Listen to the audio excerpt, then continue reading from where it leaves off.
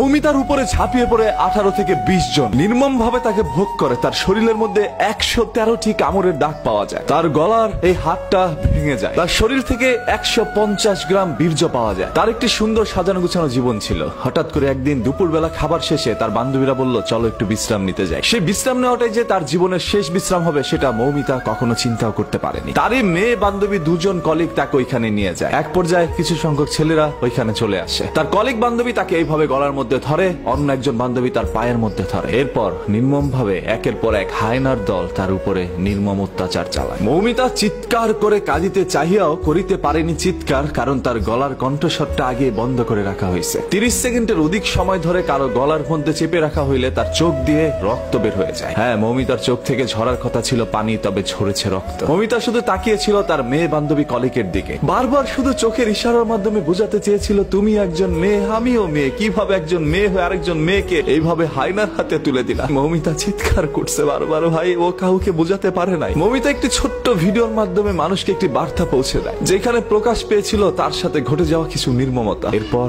তাকে এই দুনিয়া থেকে সরিয়ে দেওয়া হয়। মৌমিতার সেই ভিডিওর বর্ণনা যদি আপনারা একবার দেখেন, তাহলে আপনাদের চোখ থেকে অশ্রু ঝরে যাবে। আজকে পুরো ভারতবাসী এটা নিয়ে প্রতিবাদ জানাচ্ছে আজকে বাংলাদেশের মানুষ। এবং এই ছবিটি ফেসবুকের মধ্যে ঢুকলেই দেখবেন আপনার সামনে চলে আসছে। হয়তো আপনারা অনেকে পোস্টটা পড়ছেন না, শুধু ছবিটা দেখে ইগনোর করে চলে যাচ্ছেন। হ্যাঁ, কারণ ঘটনা তো আপনার মা বোনের সাথে ঘটে নাই বা আপনার সাথে ঘটে নাই, অন্য কারোর সাথে ঘটলে তো আর আপনার কিছু যায় আসে না। যদি আসলে আপনি একজন মানুষ হতেন, মনুষ্যত্ব বেঁচে থাকতো, তাহলে অবশ্যই এটা নিয়ে পোস্ট করতেন, শেয়ার করতেন এবং প্রতিবাদ জানাইতেন। গতকাল থেকে অসংখ্য মানুষ এটা পোস্ট করেছে এবং মানুষ আমাকে বলছিল, ভাই এটা নিয়ে একটা ভিডিও বানান। এই সকল বিষয় তো আর মানুষের বলে দিতে হয় না, এমনিতেই চোখ থেকে অশ্রু ছড়ে যায়। এই মৌমিতার জীবনে কি এমন ভুল ছিল ভাই? ও তো সুন্দর করে পর্দাশীল অবস্থায় ঘুরে বেড়াতো। ছবিটার মধ্যে আপনারা দেখতে পাচ্ছেন কি সুন্দর একটি মেয়ে। আজকে এরকম হাজারো মৌমিতা আমাদের দুনিয়া থেকে চলে যাচ্ছে, সেগুলো সোশ্যাল মিডিয়ার মধ্যে ভাইরাল হচ্ছে না। ওই সকল হায়নার দলগুলো এখন পর্যন্ত আমাদের সমাজের মধ্যে বিদ্যমান। এবং আপনার এই মেয়ে বান্ধবী কতটা নিকৃষ্ট হতে পারে, আপনার মেয়ে বান্ধবী একজন মেয়ে হয়ে আপনাকে এইভাবে হায়নাদের হাতে তুলে দিতে পারে, সেটা হয়তোবা কখনো আপনি আমি কেউ চিন্তা করতে পারি না। এটা কখনো আমাদের বোধগম্য নয় যে এরকম কোনো কিছু আমাদের সাথে ঘটতে পারে। তার উপরে কোনো না কোনো বাঙালি ঝাঁপিয়ে পড়েছিল, সেটা এই পারের হোক আর ওপারের হোক। আজকে আমি একজন বাঙালি হিসাবে লজ্জিত।